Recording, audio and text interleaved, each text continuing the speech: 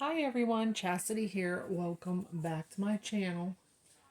So I am here with a new baby. This baby, of course, doesn't have a box opening. This one was painted by me. So I wanted to do a video and show her off a little bit. So, you guys, please welcome Realborn Tessa asleep. So, um, I don't normally paint Realborns. I find that they don't take paint like they used to. Um, so I had a few tips and tried a couple things, and I do love the way she turned out. Um, so she's painted in a soft tone. She has really nice pink feet, little pink hands, some cute blushing. I just really like the way she turned out. So we're gonna do a little change on her, and I'm gonna put a little outfit on her. I have this cute little Kate Quinn long sleeve romper onesie, whatever you want to call it. That's a size 0 to 3 month. She is more bigger newborn size, I'd say, but you know, I think it'll be okay on her. I thought it would look nice with her soft tones and the pastel purples and stuff and pink. Sorry. Shh. My son's in here playing a game, so I asked him to try to keep it down while I'm sitting here doing a video. Um, so I rooted her in this honey blonde color. So I wasn't sure I was going to have enough. I wasn't sure what I was going to do with her hair at all because I wasn't sure, like, I didn't think I had enough hair, but it actually did work out and I had enough. So I started rooting around, and in case I had to order more, like, I could use the other color in case it was like a off match on top to kind of blend it in, but ended up not needing it at all. I had plenty of hair. I didn't root her super thick. I didn't do a swirl. You know, I've always used to be rooting swirls and stuff, but it's very time consuming and rooting is hard on my eyes anymore. So I kind of tried something new. And I do like the way it turned out and how fast it was for me. So she's rooted in HP Baby Lock's hair. So it's like pretty known brand, I suppose. But it's real soft. It's real soft hair and stuff. So that is her. And she's got really nice blue, like blues in her pastel color. Like she's just really pretty. Like veining throughout her. Like the blues in her feet. I don't know if you can see, like she's got the blues in her feet on the sides. She just turned out really pretty. Which I always do the blues in the feet and stuff like that. And her nails are real fine tipped, light tipped white nails. I try to keep them fine, not real bright white and looking like a French manicure, but anyways, that is her. I am undecided about her at this moment. I think she will eventually go up for sale. I might get a few painted up and then start listing them for sale. I just did use a different varnish on her than I'm used to using. I always use the soft touch varnish. It's just an air dry varnish. I do use air dry paints. She was painted in golden. Air dry paints. I have like all like not all the new heat set paints, but like I just don't like. I bought a new set of the BC the Beatrice is a Beatrice Clemente like type paints with like the bigger jar of the thinning medium, and was like, gonna try these paints, and I honestly do not like sitting and waiting for paint to dry and baking and cooling and flipping, especially with those ones because you have to bake both sides.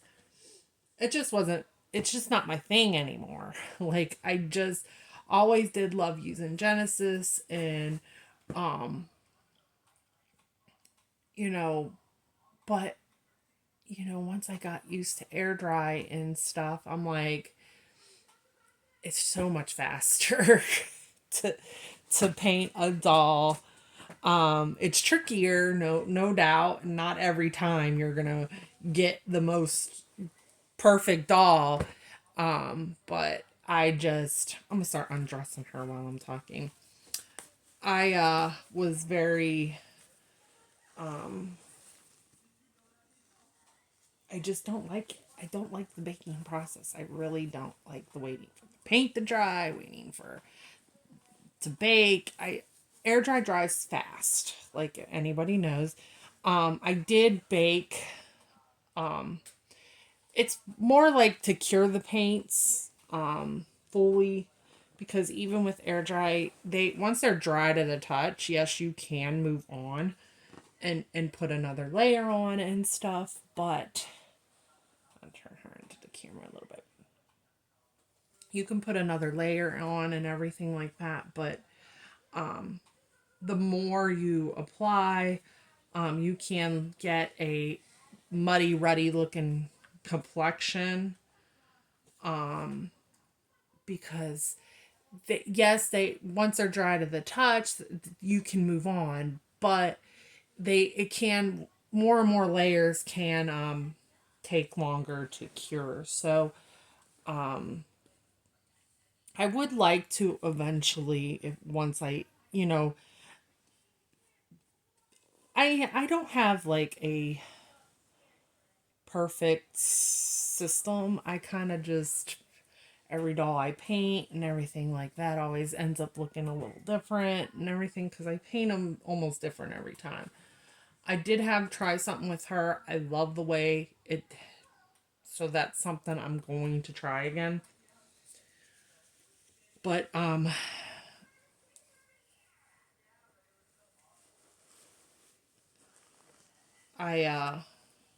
don't know even know where I was going. I know I was talking about like the drying and curing time. But I mean, a tutorial I do like to eventually maybe paint. Maybe not a tutorial. You can't really paint.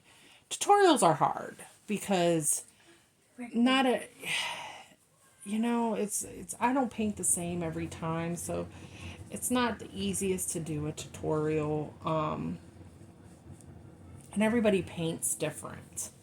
So like I can mix paints and show you, but at the same time, like once you go to do it, it's gonna be different. It's not gonna be exact. So I just but would like to do some videos on it, just to maybe help people like mixing with air dries. There are a lot of people transitioning to air dries for health reasons and for the lack of good heat set paints out there. So this gets pretty with her complexion. So let's fix her hair. It just brushes down. It's really nice hair. And it is rooted directionally. It just doesn't have the swirl, so it lays pretty good.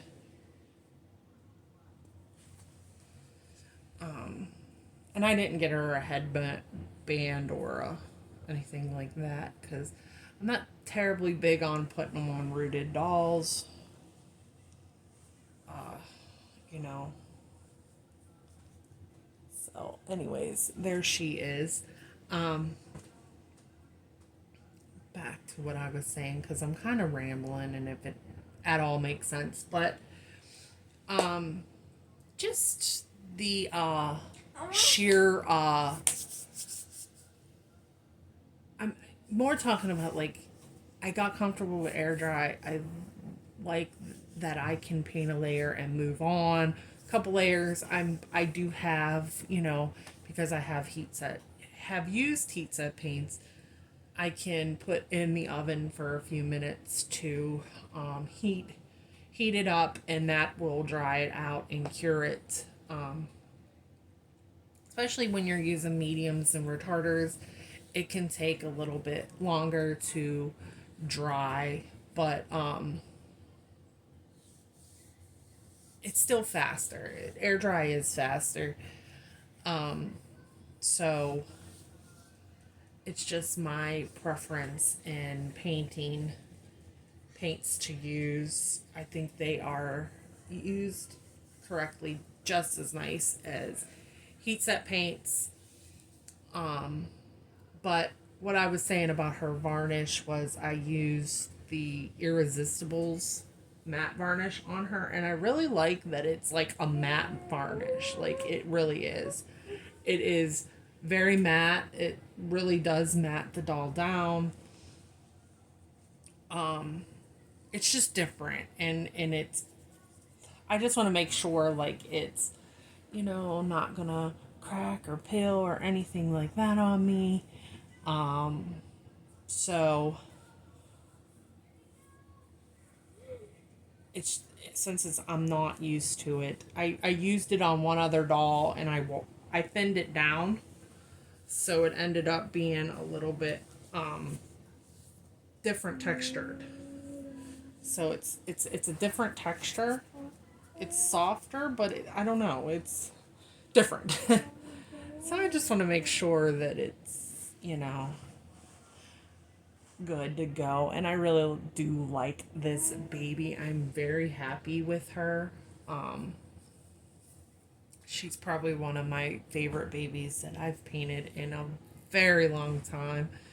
I do like all my babies I paint, but I think she's just one of my favorites. I love her soft tones, and her coloring, how the colors came out on her, and